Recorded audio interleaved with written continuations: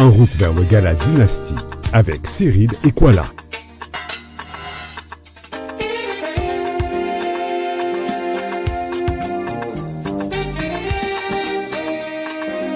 Bonjour, bonsoir à vous qui nous écoutez en ce moment.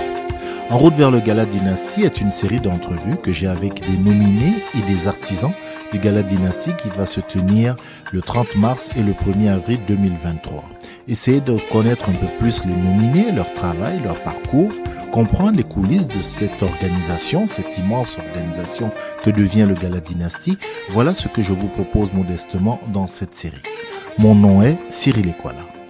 Kwabena Oduro est un nom que la plupart d'entre vous ne connaissent pas et pourtant les téléspectateurs assidus de CBC News sont de plus en plus habitués à son visage, tout comme les auditeurs du Daybreak sur CBC aussi sont habitués à sa voix. Il est mon invité aujourd'hui dans En route vers le Gala Dynastie où il est nominé pour la catégorie journaliste reporter télé-radio. Notre invité est anglophone mais nous sommes heureux parce qu'il est bilingue, et nous lui disons bonjour. Bonjour Kwabena Oduro.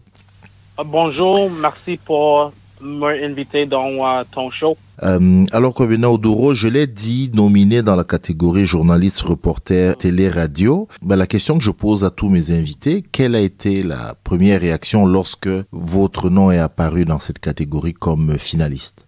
Quand je suis nommé à finaliste, je suis comme un peu choqué parce que je sais pas que c'est mon moment cette année. So, quand j'ai eu le courriel, je suis comme, non, c'est pas vrai. Mais je suis tellement contente et je suis tellement heureuse à avoir la nomination. Et quand je vois les personnes que être à côté de moi, je suis comme, wow, je suis une rookie parce que toutes les personnes, c'est comme, ils font 5 ans, 10 ans, 20 ans. So, je suis comme, wow. Ça, c'est une catégorie que je pense pas à ce moment dans ma carrière que je vais être là. Alors, quand vous dites que vous êtes rookie, ça me permet de poser la question, mais depuis quand vous êtes à CBC News? Je travaille pour CBC News, ça va être mon 3e année. En avant de CBC, je suis avec Global Montréal. Et à Global Montréal, je fais juste le télé, puis je fais des écritures de web.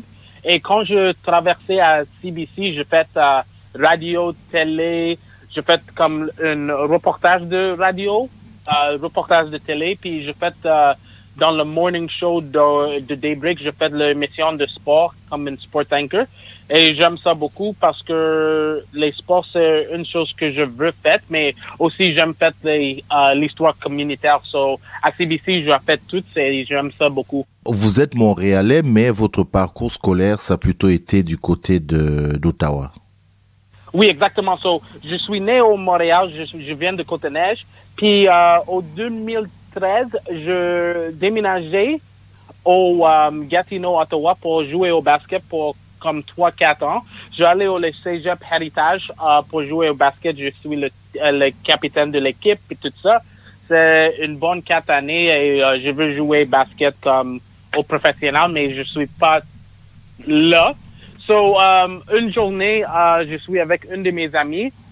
On est assis dans mon living room, puis on parle, puis il dit que est-ce que tu penses que tu peux faire une émission d'un talk show? Et je dis non, ça c'est pas moi.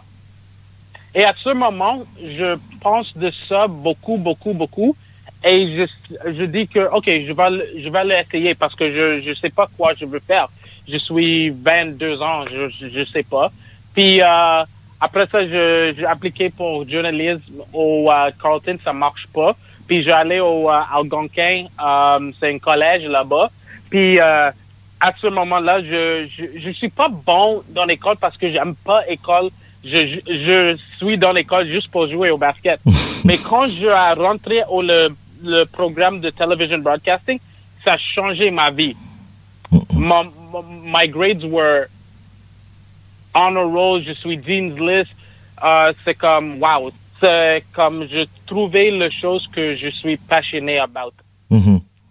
Mais pourtant, quand vous parlez de sport, de basket, il y a beaucoup, on sent beaucoup de passion. Vous rêviez de quoi? De NBA? Peut-être qu'aujourd'hui, vous seriez un joueur ou un NBA ou alors de l'Alliance de Montréal. C'était ça votre rêve?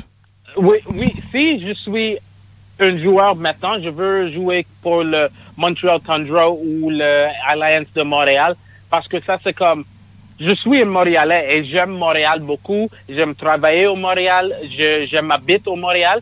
So, si je peux jouer pour une équipe de Montréal, ça va être bien. Et ça, c'est la raison que j'aime travailler au Montréal parce qu'il y a beaucoup de l'histoire en Montréal, d'un côté anglais, d'un côté français, que je veux que tout le monde au Canada, tout le monde attendu. Ça, c'est une raison. Je suis un vrai Montréalais. Oui, quel type d'histoire qu'il y a à Montréal que vous voulez raconter aux gens? Moi, j'aime l'histoire du communautaire. Si c'est le communautaire de Noir ou le communauté juif ou le communauté de Chinatown puis tout ça, je veux que je fasse un highlight sur les communautés ou juste une community center ou quelque chose parce que je pense que je suis une personne que je suis un journaliste et je veux être la voix de les personnes que je pense qu'elle n'a pas une voix. Et ça, c'est une chose que je mets dans ma cours.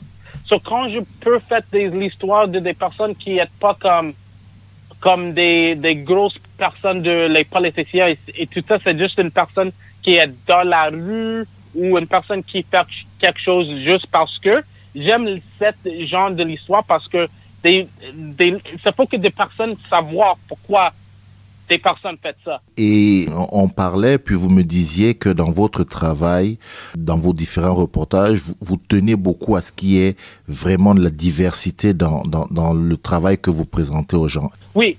So, quand je travaille, je fais une chose que c'est pas juste des personnes que je fais l'interview avec.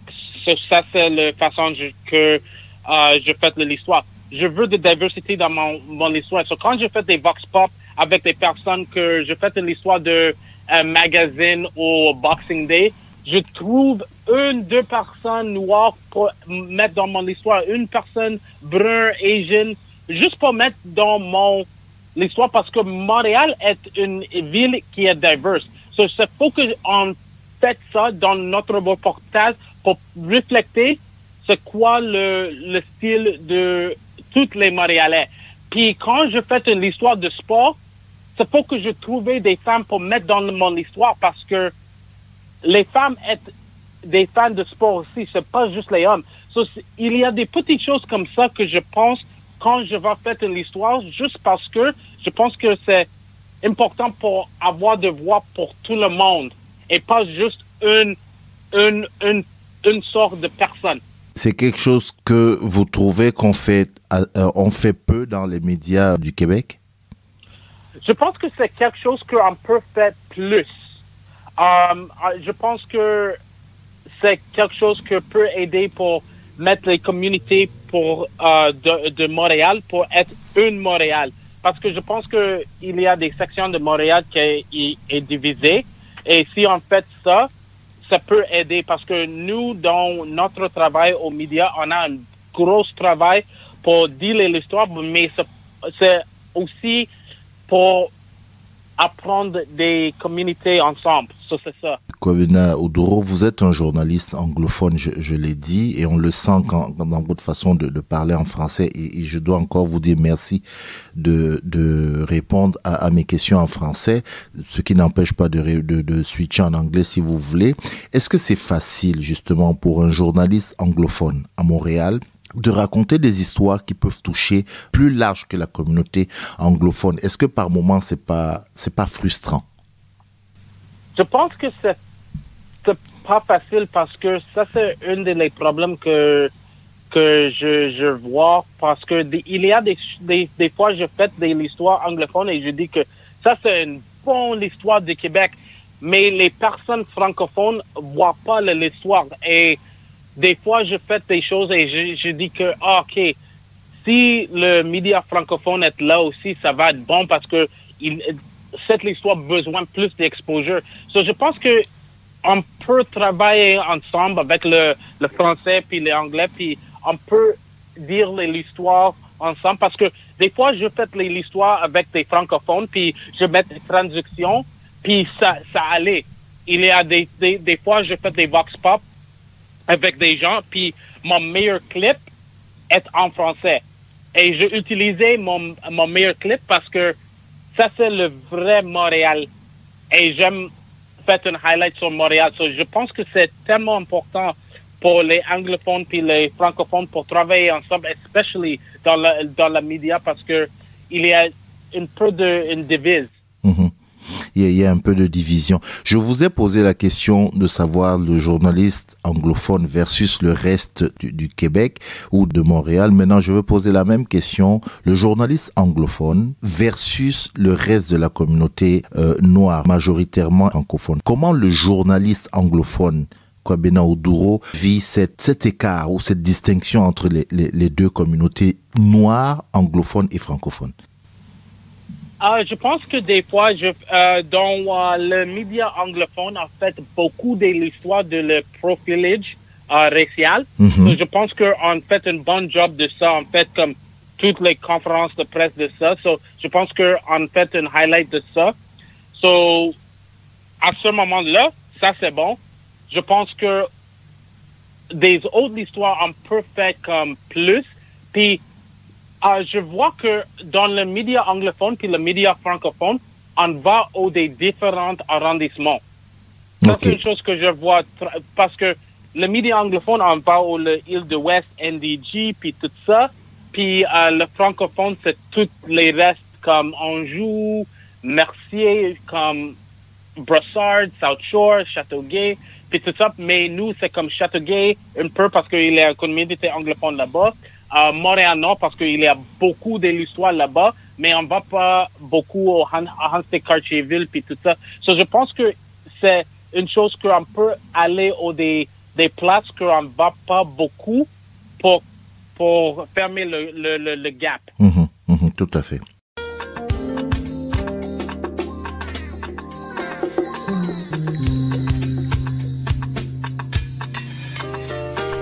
Vous écoutez En route vers le Gala Dynastie, une série de Néo-Québec.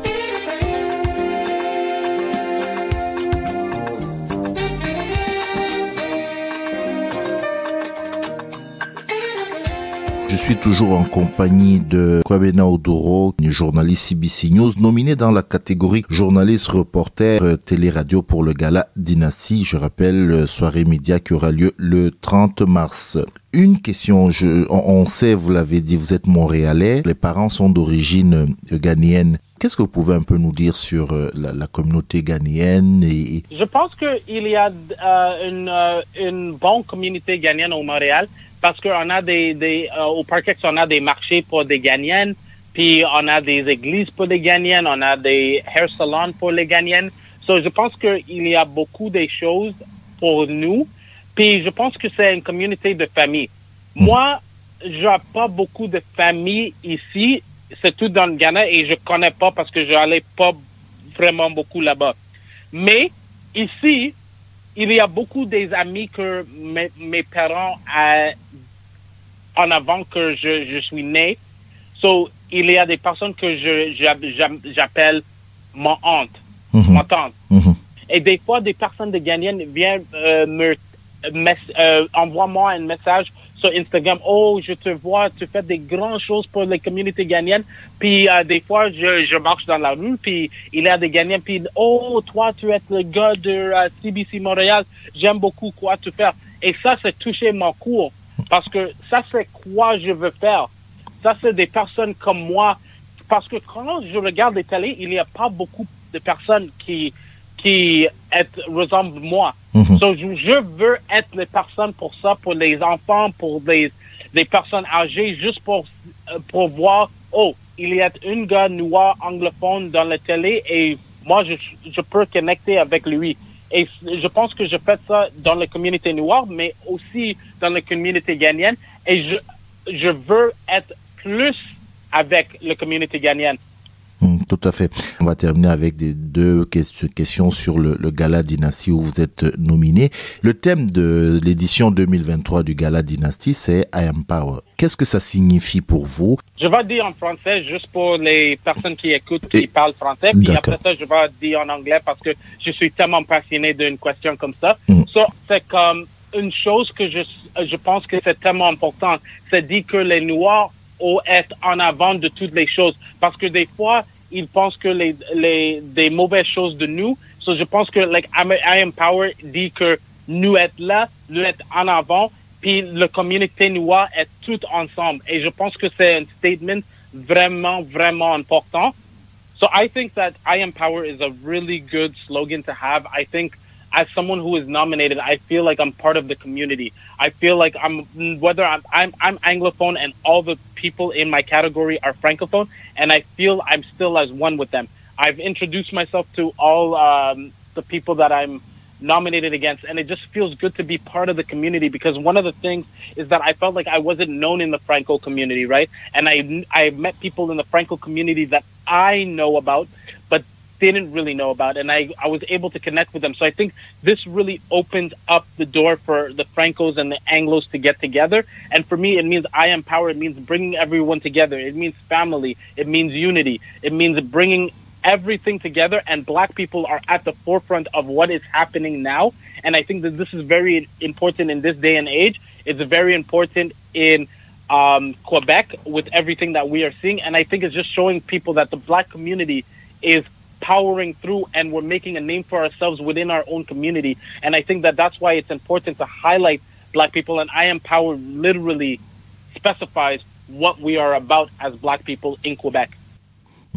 Et pour terminer, donc, le gala, on l'a dit, il a lieu le 30 mars. Le public aura l'occasion de vous découvrir, j'espère aussi à travers cette interview. Sinon, pour la suite de votre carrière, Kwabena Oduro, où est-ce que vous vous voyez dans 5-10 ans? Je pense que je vais faire la même chose, mais je veux faire le job de chef antenne et reporter, parce que j'aime être dans le terrain, à parler à des mondes. Et je pense que si je fais chef antenne, je peux pas faire ça beaucoup parce que c'est pas que je reste au l'office. Mais je veux faire chef antenne parce que je suis un anglophone noir et je veux que il y a des enfants puis tout ça qui me voient puis like, oh, maman, papa, il y a quelqu'un comme moi, je veux être comme lui. C'est pas pour mon ego, c'est que ça, c'est juste pour les enfants que ils voient pas des personnes noires sur la télé. So, je pense que c'est fait plus de sport, plus de choses d'investigation et être une chef antenne et fait un peu de le host d'une émission radio. Je pense que ça, c'est des choses que je veux faire et je vais travailler fort pour avoir ça. Merci beaucoup, Kwabena Oduro. Merci du temps que vous nous avez accordé. Voilà, cette émission, comme je dis, en route vers le Gala Dynastie. L'idée, c'est aussi de faire connaître un tout petit peu l'histoire derrière les nominés. Et on vous souhaite bonne chance pour le Gala. Merci beaucoup. À bientôt. Merci de nous avoir écoutés. Mon nom est Cyril Ekwala. C'était En route vers le Gala Dynastie